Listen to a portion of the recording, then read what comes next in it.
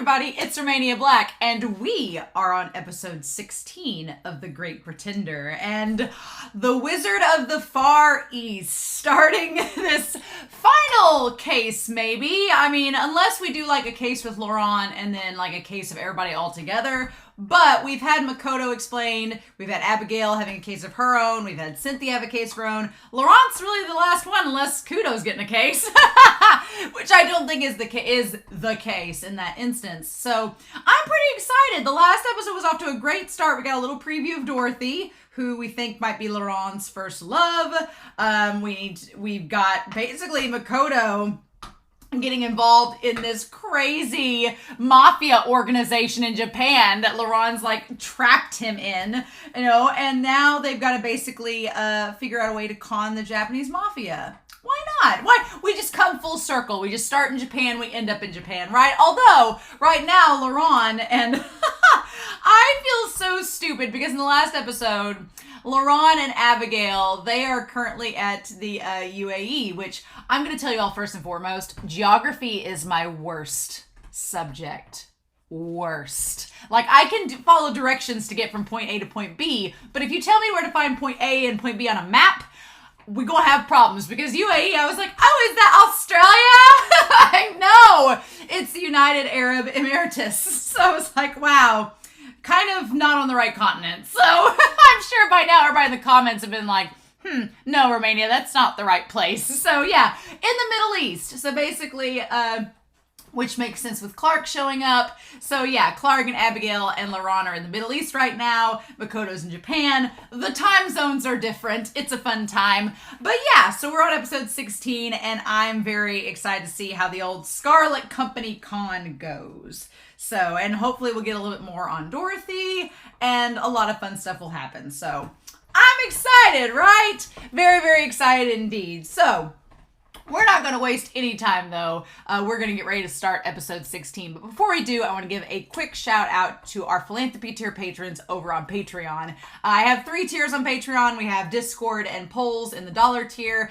$5 to get videos a week early and get the benefits of the other tier. And then the philanthropy tier gets all of the above. So for these special patrons here who are so kind and courteous to take money out of their wallets and donate to the cause to help me do what I love doing, I cannot thank you enough. It means so much to me. And I love talking about these anime and manga series. And you all let me do that. And you listen and then comment back. And we get to have cool banter about these series. So it really means a lot. So a special thanks to Dana, to Anime Annie, to Truck, to Edgar, to Nameless Monster, to Tyrone, to Kenny, to also Shimoyama, Arjo, Be Happy, Translucent Men, as well as, who am I forgetting? Am I forgetting Truck?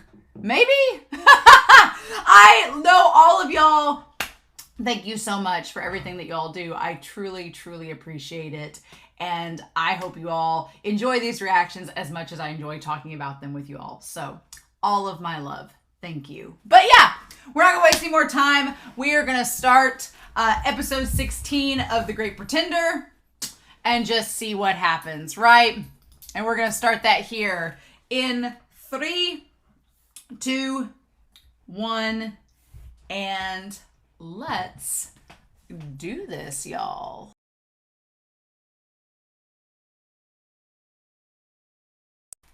Man, that was a very sobering episode.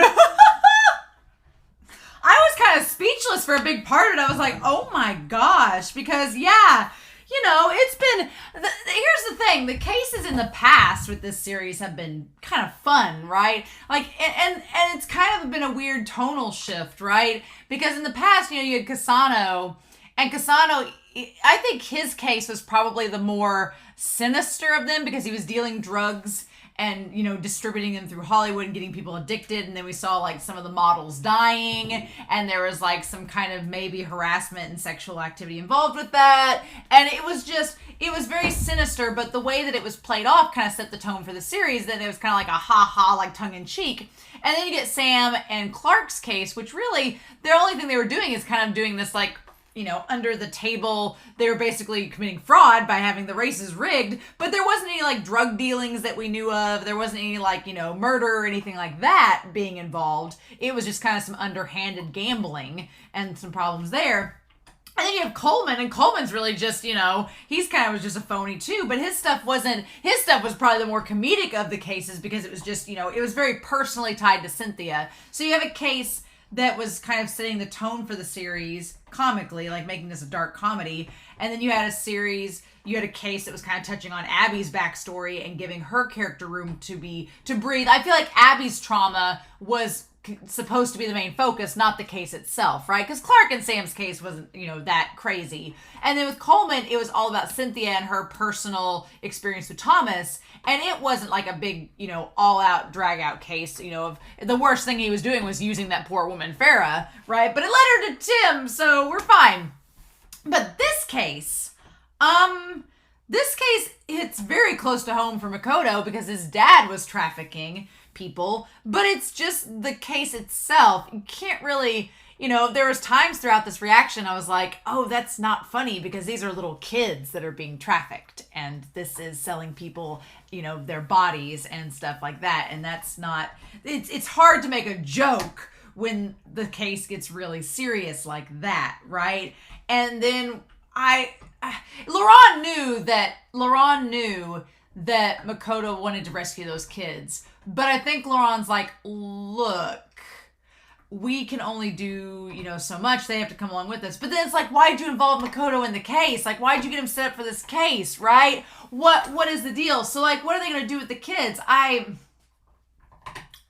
This case like took such a turn with this episode because, you thought, you get the key and everything and the show makes you think like, okay, Makoto's going to burst in, get Abby, get the kids and they're going to run out. It's going to be like 101 Dalmatians or like carrying the puppies through the snow to get away from Cruella de Vil and that's going to be the end of it.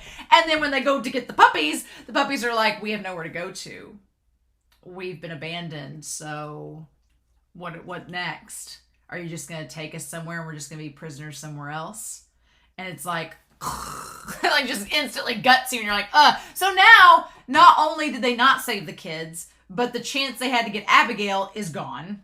Like, that's not going to happen again that we know of. And so now they have to think of something new. And Laurent's like, well, back to the drawing board. But I feel like Laurent, even though he leaves there at the end because Makoto stayed, I feel like Laurent knew that Makoto was going to try to do that. And maybe the interesting thing is, what is Makoto going to do now? Is he going to just accept the fact that these kids are not eating and they've just accepted their fates? Is he going to try something different to prove them wrong? How is he going to get Laurent involved? I'm curious why Laurent went to such extremes to get Makoto involved in the first place. Right? Because he knows Makoto's backstory with his dad. He knows it, right? He knew that from the start, like why he became a con man. So why this? Why go full circle and bring Makoto to a case about child trafficking? What's the point? What is the message that Laurent is trying to give Makoto? And I don't want to know. I'm asking very hypothetical questions. I don't want anybody in the comments to be like, well, here's the message, because I have a feeling we're going to find out later as we go through the episodes. We still have plenty of the season left. So I don't necessarily want to know, but I'm very curious what the point of bringing Makoto to... If Laurent knows, if he knew that the kids, that it was going to be pointless to save the kids, but if he knew it was going to be pointless to save the kids, but that Makoto was going to get involved, because of course Makoto was going to get involved, why do it then? Why risk it, right? Because it's $1 billion, 1 billion yen. That's a lot. So... why risk it? What was the point that Laurent's trying to get across to Makoto? And I feel like we're going to find out. I feel like that's going to come out in the woodwork and it's going to be tied to Laurent. I wonder if Laurent was in a similar situation to Makoto with Dorothy, not necessarily trafficking, but in a situation where he couldn't be with her, he couldn't do what he wanted to do. And so he had, because of the situation, and instead he had to make a decision. And this was the impact of that decision. I wonder if Laurent's trying to convey that to Makoto, if Laurent is realizing Makoto is in a similar situation as himself, and he's just like, oh, okay. I'm so curious to see this unravel as we go through this case and see where it goes, because this case is not like the others. It's not straightforward. It's much more complicated because you have a lot of layers to it. One, you have the idea that there's this Scarlet company that's doing all the trafficking and that it's a legit ran business, even though they're doing illegal activities. Two, you have the idea that there's a hierarchy. You have Suzuku, as well as you have the boss guy for Makoto, and the boss guy wants to take over for Suzuku, but he also thinks Suzuku likes Makoto, so there's that whole deal. Then you have the trafficking. Then you have Abigail tied into this. Then you have Makoto tied into this because he's a worker there. So there's lots of things involved in this case, and it's a lot more sobering and complicated.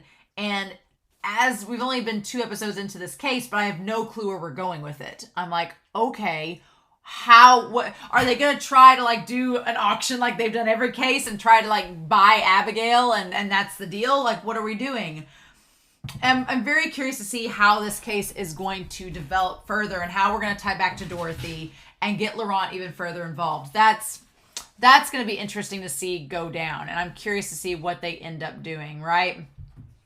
But I like the idea that poor Makoto, and Makoto, this case is kind of wearing him down, right? This case is wearing Makoto down because he's like forced to make the food for the kids, and the kids slowly are eating less and less, and they're just going to starve to death. And it's like, oh my gosh. And so we get this idea established that the revenue stream is going down. The revenue is falling because we have the one guy looking at the numbers, right?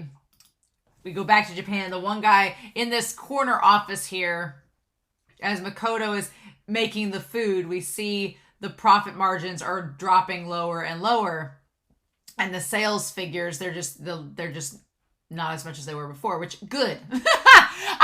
It's like you don't want to root for them because they're selling kids. No, that's not exactly what we want at all. We would like the mafia to fall in this instance, right? But it is not lost on me the parallels back to the beginning of this series, because you have like a Kudo character who Makoto ends up teaming up with, and then he ends up being like the fraud. And this guy is like leaps and bounds worse than Kudo because he's totally fine with selling people. So yeah, but the idea that they're in this small location, there's just a few guys running it harkens back to the start of the series so well, right? And then we have the idea that they have the keys and they make the lunch for the kids. It's heartbreaking. Like, it's really hard to watch these kids like just sitting there as they're feeding them and keeping them locked in a room until they're sold to possibly be sexually assaulted and used. Like, that is disturbing. And so it's like the lighthearted fun tone that gets taken in some of the other episodes really isn't present in this one. And it really isn't present whenever they have the party, like after they make the deal and Cynthia and Laurent and Kim are there. And Makoto's like, I don't feel like celebrating because this is not something that we should be celebrating, right? It's way too serious. Because, yeah, there's siblings holding each other. And he's like, well, make it twice a week for a bath, not one. Like, oh my God, it's heartbreaking. It's really tragic. And I don't blame Makoto for feeling bad. And so we go to Laurent saying, are you being good on the phone? He said, this is the harshest job I've done so far. And Laurent wants to know what Suzaku is like. And he says that she's intense, but not that frightening. I wonder if Laurent is testing the waters to see how Makoto feels about her and seeing if, because the second in command has dropped hints that she likes Makoto, and Makoto might be able to work his way up the ranks with her. And I'm surprised he doesn't feel threatened for his job, but maybe he will in later episodes. But I feel like Laurent is testing the water to see if Makoto could possibly be used to get closer to her for power. I don't know if that will come to terms in any way, shape, or form. I'm not sure. But yeah, Makoto just sitting there like getting out of that suit. I like that Makoto, he has to, it's become worse and worse as the series has gone on. At the beginning of by the end of the last episode, he had stripped off the tie and jacket and was like, okay, I don't want to wear this anymore. Now it's to the point where he's like down to his boxers and the shirt. He does not want to be in the suit anymore working for that company. Like, it's just getting worse. He's eventually going to be naked on the tatami rug, like talking to Laurent on the phone. Like, that's eventually what we're going to get to. And he's like, Cynthia's about to make her move. And then she shows up from traveling afar. And she says, I wonder, are you worried about your boy toy? She says, he's adorable, but he's a silly boy. So is she talking about, I mean, I don't feel Cynthia Harber's any attraction towards Makoto, but she worries about him because it's Makoto. And they're like, okay, just one drink. I like they show up at the airport like, let's just go ahead and get a drink. Can we do that? Okay, just skip this intro.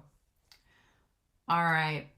And so that's when she shows up. I like Cynthia, not Abigail. I like Cynthia's British accent. It's fun. It's probably the best English accent we've had in an anime that I've watched so far. I was like, oh, cool. Yeah, of all the anime I've watched, this is probably the better accent. And I was like, okay, I'm here for it. I like it. I like Cynthia's British accent. It's fun. I'm sure anybody that's actually British is like, oh, that was awful. I was wondering that during the reaction because when I hear characters do an American accent in Japanese anime, I'm like, oh, no. That doesn't sound good at all. But then, I hear this British accent and I'm like, oh, that sounds great. And I'm sure every British person is like, what region is that? No. I'm sure they feel the same way, right? But I thought that was really funny. I thought it was a good accent, but I'm not British, so I can't really speak to that. But yeah, she basically says they have it was one of those things, though, where I had to actually pay attention to what Cynthia was saying because she was speaking in English and there was no subtitles. I was like, Which, honestly, Netflix, you need to probably, if you're going to make subtitles for something, you need to make subtitles for everything. Don't assume your audience is speaking English and can read English. If they're reading subtitles, put it all in English. Put it all in subtitles. Let's go. And so they make the comment, and I like that Makoto does some really cool things during the initial exchange between Cynthia and the boss. He like leans down constantly, like him and the boss guy are like in on the joke, like they're in on the conversation that the others aren't. Like they lean in and like tell things to each other like a business duo would. It's pretty great. But yeah, Huckleberry's toy here. But yeah, they say they have a princess. And as soon as they said princess, I was like, oh, that's going to be Abigail. That's going to be Abby. Abby's going to pull off being Clark's sister. Isn't that fun? Isn't that fun? And man, there's something about this Shanghai organization, which maybe there is a big giant crime syndicate in Shanghai. But throughout this entire episode, Scarlet Company was not about to lose their business to the Shanghai organization. Like that was the trigger word that was needed to raise the price and make it work. I was like, And so they're like, come with us and we'll go find it. So they literally drove to, the Middle East. They literally went to the Middle East to get Abby. Like they went all that way. They also throw like some major shade towards polygamy in this, which it's all part of the gag to like seem like bad guys, right? Interesting. And then yeah, I like that again, Cynthia looks like Doctor Who in a Western episode. They always like make Doctor Who look out to be like the most Westerny anytime they do that, especially I think of the 10th Doctor. She reminds me of his dress in that episode, or like Jurassic Park or something like that. But man, so the moment the one white guy goes up to the limo and you're like, oh, that's Laurent. Which from a distance, maybe you can't tell, but I was like, oh, it's a white guy. It has to be Laurent that's down there, right? And I'll be honest, I did think that it was Sam at first. I thought it was Sam, but it's clearly Clark. Because you see, Clark fly over with the airplane, but apparently this was much later than that. So I really thought that it was Sam too. But nope, it was Clark getting beat up by Laurent, and then they steal Abigail. It seemed almost too easy, though. But that guy's probably none the wiser. They go and get people all the time. Now, we talk about strategically placed cat figurines. The cat figurines in this episode that hide Abby's body when she has to get nude was very cleverly done, right? And so it's interesting. They ask her age, and she says 16, which I guess is Abby what, 19? Is she 20? She's barely pulling off 16. It's a good thing she looks young, right? Cynthia definitely can't pull off young anymore. She's kind of getting up to Kim's status. But man, the woman Suzaku making Makoto strip her, that was such a great moment for Makoto's character because it proved like just how much of a big brother he is, or a little brother. He's like, oh, I don't want to do that. And him being so gentle and delicate in the entire process. It's like, yeah, this whole situation. You can just tell he's blushing and doesn't want to do it. And I love that he hides her from having photos taken on the iPad. He's like, no photos. And I love that he like hides it to where the guy can't take a picture. Good on Makoto. I love it. And the strategically placed cat statues. Nice. So yeah. Also, I like the idea of how Cynthia bargains in this. She's like, oh, that's not nearly enough. She's like, some countries would use her as a bargaining chip to get money back from her family. Like, she's like, you think that paltry amount is going to work for us? I love Suzuki going up to Cynthia. You have these two women who are like getting older. They're not old yet, but they're like advancing past their prime. And so they're both like, they know each other in that regard, and they're just dealing with it. It's, the moment she blows smoke in Cynthia's face and Cynthia just sits there and takes it, I was like, oh, so good. And then Suzuki saying, well, if you had been a little bit younger, I would have taken you. And she's like, I like Cynthia doesn't budge. I'm like, good for her. She's like, doesn't budge, doesn't say a word, just stares her down. It's like, oh my gosh. And then she offers her $1 billion. And so he gives her the room that he had that had a video game system. And you can't really say, oh, poor him. It's like, you're literally trafficking people. No, absolutely not. And so they say they have cameras. I like that Makoto watches how he puts the key on the key ring, like just seeing which one it is. And at first I thought he was going to try later to just steal the key. But then you'd have to put the key back, and that's a big risk. So it makes sense why they don't do it.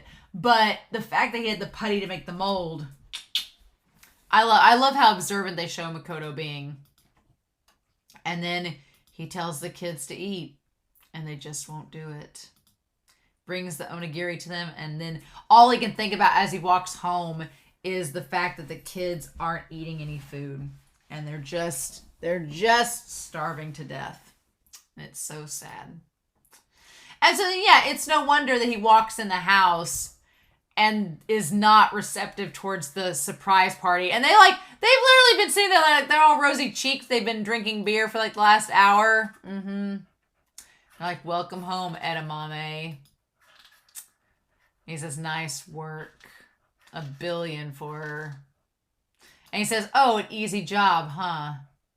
And then Makoto's like, I have no time for this. Why are you here? Like, if I'm spotted with y'all, this is bad. He's like, and you have shoes on. Like, he's very traditional. Like, nope, don't want it. And so they're like, quit. Don't be such a square. And Makoto's just like, come on. He's like, if they find out we're in cahoots, we need to get out. And he's like, fine. Take care of the rest. And he's like, the rest? And he's like, you're going to let Abby escape. And that's when the mission will be complete. We're counting on you. I like that they're like, we were going to go over the mission with you and let you know all the things, but you've got this, right? You figure it out. But my thing is, the whole con, again, why target this company? It does make me a little bit sad if they're just targeting the company to get the money and run. Because so far, when they've solved the cases, they've ended up helping out the people around them. Like with Kasano's case, they stopped a drug ring and they stopped drugs from being distributed throughout Hollywood, and they cracked down on this guy and got him arrested, right? In Sammons Clark's case, they stopped the illegal racing and restarted it to be a much better system.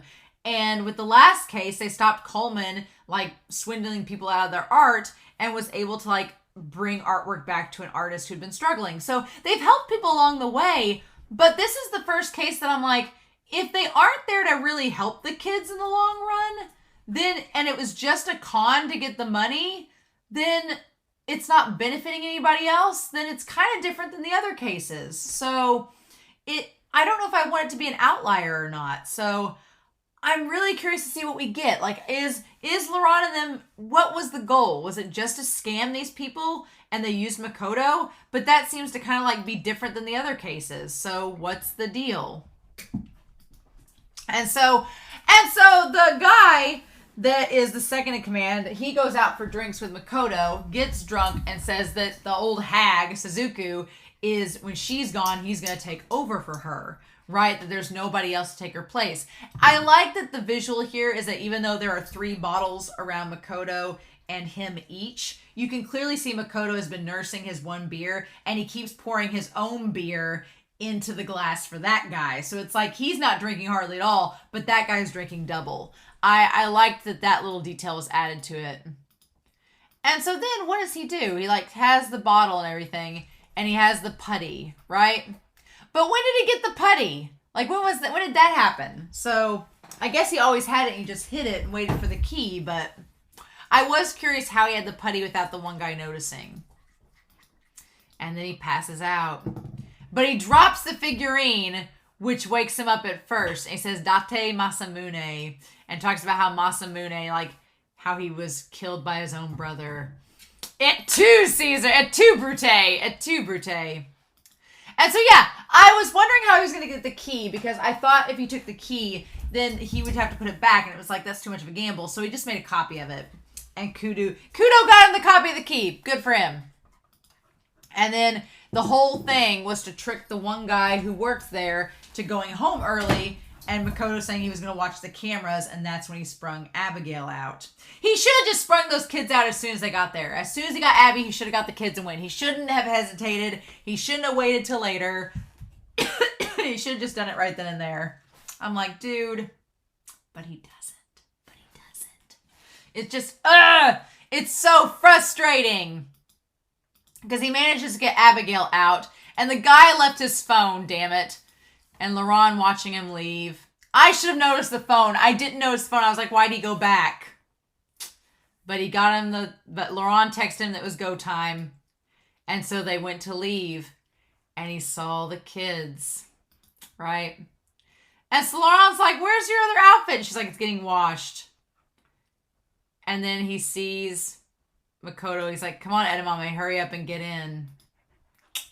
But he's not. And then I like that Laurent says, don't say anything dumb. Like, he already knew this was coming. It was like he knew that he knew that Edamura was going to say, he's like, I'm going to go let all the other kids go. And he says, there he goes. How many are there? And he's like, we don't have room for 10. I wonder if it's like a lesson Laurent's trying to be like, look, we can't save everybody. But then why do this case? And he's just like, well, but we have to try. And then that's when Laurent's like, we've got to go and get out. And when the kids wouldn't go, I was like, oh my God. He's like, let's go. And he's like, there's nowhere for us to go. It's like our parents either sold or abandoned us. What do you want us to do? Where are you taking us to? We can't just, what, you're going to take us to the police? How is this going to go? And Makoto's like, well, damn it. And that's when Abigail has to go back. So it ruins everything. Like, the whole plan is taken out. And I don't like smoking, and I don't like that Edamura is smoked, because I don't want Edamura to pick up a bad habit. So I hope that this was like his one cigarette and that's it. And he was just lamenting the fact that he couldn't save those kids. And that's what he ended up doing. Ugh. It's so sad. And then Laurent, yeah, so the guy comes back and he takes a cigarette. I'm going to say. And Laurent, I want to go back to that moment. Laurent realizes that they weren't getting Abigail and he left. And he looks really sad there. Laurent does look really sad, like, he couldn't get the kids. And he left before things got suspicious. I want to hear what Laurent says to him in the next episode, but I'm dreading it a little bit because I'm like, Makoto is going to want those kids. And Laurent's like, that's not how this works. Like, this is an organization. I don't know. But then, like, why take Suzuku down to get the kids out? I feel like Laurent is wanting to get the kids out, but you can't just spring him out like that. Like, maybe he seems interested in Suzuku, so maybe he's planning to take her down a certain way, and that's going to get the kids out. But what... I don't know if I foresee this series ending with like Makoto and Laurent starting an orphanage for these trafficked kids. I just can't see it, but maybe. But I don't know. So I felt bad though because it's like Makoto ends up staying, and that's when he gets the cigarette, and he thinks back to that kid saying, our parents abandoned us. And our parents sold us here. We don't have a home anymore. And then all Makoto can think about is his own dad, who trafficked people, taking him home and giving him, like, this family. And, like, that contrast. That contrast, and he's like, my dad was doing this with me as his son. All the while, these kids don't have families because they've been stripped from them. He's like, but yet I was given a home and a loving childhood despite my dad and his activities. And what do we do with that? So it's like, but his dad was a con man doing these cons and tried to give Makoto a home until he was, till he was captured and until he was arrested. So I'm like, is Makoto feeling like he's the same way? Like he's trying to do the same? Is Makoto thinking he's trying to do the same thing? He's like, I'm a con man just like my father. And here I am trying to like give these kids, like rescue these kids. But I have nowhere to take them to. And do I even deserve to be doing this? I don't know. I don't know. So I'm like, is he going to keep pursuing it? Is Laurent going to try to pursue it in a different way? But I don't know what's going to happen, y'all. And I'm curious to know your all's interpretation of that last scene with the dad. I'm curious to know what you guys think is the interpretation there, because I see it partially as Makoto believes that he himself is like his dad and he's trying to do something that's not possible in saving the kids. But I could be wrong. But that's where we leave off. Oh my gosh. So yeah, this episode was so frustrating and sobering, and I gotta know what happens next. But we'll get to that point, right? We'll get to that point. So, in any case, I'm excited to hear your thoughts down below. I hope you all enjoyed this reaction and discussion, but I don't know where we're going to from here, because now Abigail's still stuck there and the kids aren't rescued and we're back to square one.